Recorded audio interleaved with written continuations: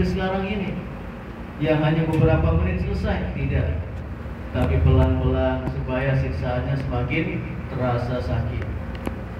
Tapi Habib tetap istiqomah walaupun baru beberapa saat dia memeluk Islam atau memeluk agama tauhid. Dan itulah yang dicontohkan oleh Rasulullah SAW tentang penderitaan, siksaan kaum terdahulu. Ketika ada seorang sahabat yang bernama Habab bin Al-Arad datang kepada Rasulullah, "Ya Rasulullah, ala tastansir lana?" Wahai Rasulullah, Quraisy ini sudah kebangetan, sudah nyiksa kami sehebat-hebatnya. Kata Rasulullah, "Wah, kalian ini belum apa-apa.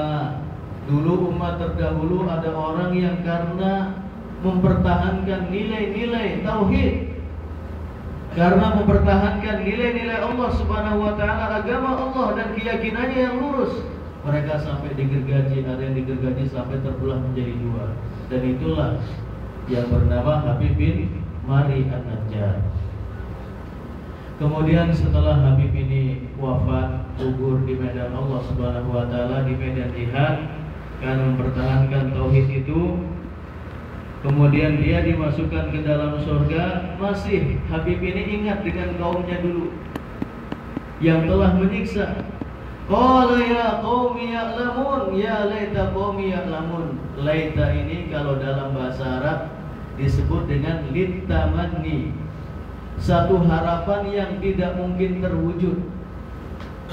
Misalnya kalau kita berharap atau bercita-cita, misalnya, waduh, alangkah indahnya kalau saya itu yang sekarang sudah 40 tahun bisa kembali menjadi 14 tahun. Mungkin nggak itu? Nah, itu disebut dengan tamani, suatu peristiwa, suatu kejadian, suatu harapan yang tidak mungkin terjadi. Tapi itu bagi manusia, bagi Allah Subhanahu wa taala sangat mudah. Mungkin kun fayakun, dan buktinya Allah ceritakan dalam Al-Qur'an. Harapan atau apa yang menjadi harapan dari Habib ini terwujud, Allah abadikan dalam Al-Qur'an. Qala ya laita qaumi ya'lamun. Jadi walaupun sudah meninggal dengan mendapatkan rahmat, mendapatkan ampunan, mendapatkan surga dengan segala kenikmatannya, tetap masih ingat kaumnya. Qala ya laita qaumi ya'lamun, alangkah indahnya saya masih berharap kalau kaumku dulu yang telah membunuhku, telah menggergaji aku, telah mengejar-ngejar aku, karena aku dakwahi kepada tauhid, mereka mengetahui balasan orang yang mentauhidkan Allah Subhanahu wa taala. Orang-orang yang berjuang semacam ini berbeda dengan kita. Kadang-kadang teman satu apartemen, kemudian satu kamar dan seterusnya. Kalau diajak sekali dua kali untuk ikut pengajian malas.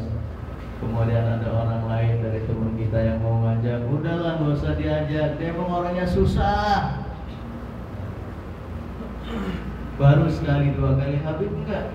Wala ya laita qaumi ya'lamun, hatta setelah mati masih ingat kaumnya.